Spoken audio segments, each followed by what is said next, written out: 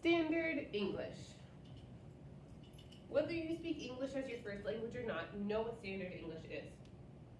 It's writing English. It's what you write when you're writing an assignment for me, an assignment for another teacher. It's what you write when you're writing a letter to somebody important. Standard English is how the words are supposed to be said and how they're supposed to be written. So, in our casual life, we don't use standard English very often. We say, do you wanna? Hey, are you gonna? What are you guys up to today? I was talking to someone. You use slang and you use different words. Have you guys heard like lit, extra, tea? Words that are words but mean different things in different contexts are slang. So we're gonna look at standard English today, and we're gonna do an activity, and then you're gonna go back to your quiz and just explore like what standard English is versus what you actually do. So if your friend hands you a note and as you leave the playground and you open it and you see this written, my family and I request that you attend an event this Friday evening at 6 p.m. We will serve hamburgers and hot dogs on the patio, and we will allow you to swim in our pool. Please wear or bring clothing appropriate for the occasion. That was like very formal, very well written, used big words, told you exactly when and where. That was awesome. That was a really nice note. Not what I would expect to get from a friend so much. I would expect that to be like more from somebody professional. I would expect that to be an invitation to a meeting or somewhere I had to be for an event that was like run by a church or a fire station or somebody other than like my best friend down the street. But while you're walking home, you see this sign. Let's see if this one sounds as professional and is written as in standard English, or if it's written more like slang, like what you would talk to a friend with. Hey, guess what? We're doing show on fire safety. You better come out and bring your kids because they need to know the stuff. On the driveway in front of the station, 2 on site. Free, except we'll take donations. That was like a hot mess altogether, wasn't it? All right. What time are you supposed to be at this thing? Does anybody know? It says 2 on sat. Okay. So 2 o'clock. When? You guys might be like dumb as farmers. Saturday. You abbreviate it. You write SAS, SAT instead. Sat. Yes. But that's not how you write a formal letter. This is abbreviation. This is written sloppily, like how you would talk to a friend. Like, hey guys, guess what? We're gonna have this thing. Come on by. Do your thing. Bring your bathing suits. We're gonna have a party. This isn't written like, I'm holding an event that I would like you to attend. It's going to be nice, but we're going to teach you about fire safety. So please be here at this time on this day. Which is how it should be written if we were using standard English. Do you guys see the difference?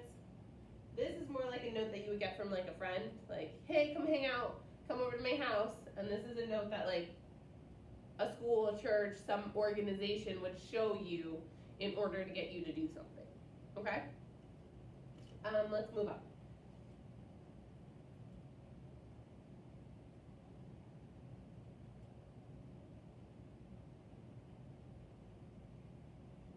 So, why does this matter?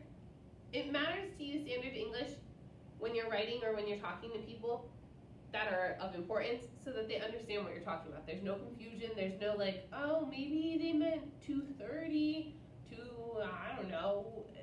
It's not confusing. It's exactly what it is. So here is the same announcement, revised, edited, fixed up, and written in standard English. Free fire safety event, Saturday, May 25th, 2 p.m. Does your family have a plan for responding to fires in your home? Do you or your children know what to do? Your local fire department is proud to present the 2nd annual firefight with fun events. All children will receive a sticker and a coloring book about fire safety. There will be no charge to attend, but donations will be accepted. This letter says the same thing the other one did, but this is formal. This is ready to be published and sent out to humans that aren't your best friend, okay? This is So, standard English doesn't matter when you're talking to your best friends. It doesn't matter when you're texting your best friends. It does matter when you're writing an email to your teacher. It does matter when your teacher is writing emails to your parents or to their principals. It matters when you're talking to people or writing things for people who are going to read it and want the information and aren't your close personal friends. Okay? Moving on. We're gonna test these ones out, see if we can figure out if it's standard English or not standard English. The first question says, is this question written in standard English or non-standard English? Are you gonna come over tonight or what? I think you guys should know that that's not standard English. Is it something we say to a friend? Yeah, for sure. I text my mom that once a day. Hey mom, are you coming over tonight or what? But that's not something we would write to somebody in a professional manner. That's not something we would write in a paper where we're explaining our thoughts and feelings on something, okay? This is not standard English. Gonna should be going to. And or what is not standard English. That's like, it's just a colloquial phrase that is thrown on the end of things sometimes. So, are you going to come over tonight? Question mark would be the proper way to say this sentence.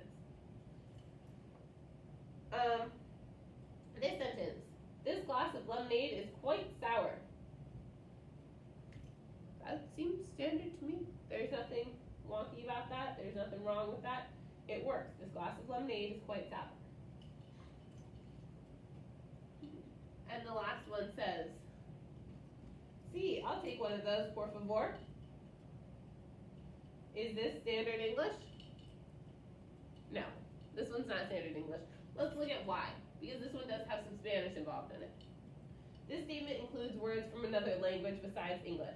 Sí is Spanish for yes, which most of you know, and por favor means please. In Spanish, it's fine to speak this way with the people you know well, but in formal situations, you need to stick with one language throughout the whole sentence.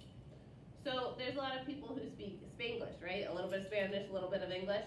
And like, we can totally understand what they're saying, we understand what's going on, but it's important that when you're ready to write down things and be formal, and you're gonna submit a paper, you stick to one language, either all Spanish or all English. If you're writing it for me, please make it all English. I don't understand Spanish that well, just a little bit, okay? But, so, even though, like, if this had said, yes, I'll take one of those, please, it would have been standard English. But the fact that they put in a different language makes it non-standard, okay? You guys are gonna go back to the seesaw activity. You're gonna finish up. There are just a few different words there. You know the meaning of all of them, okay? But they're not standard English. And I want you to tell me what the actual standard meaning of those words were. So if you had to write that in a paper, how would you do that, okay? And then after your quiz, you're gonna, after your activity, you're gonna click the link. It'll bring you back to Accelerate so you can take your quiz.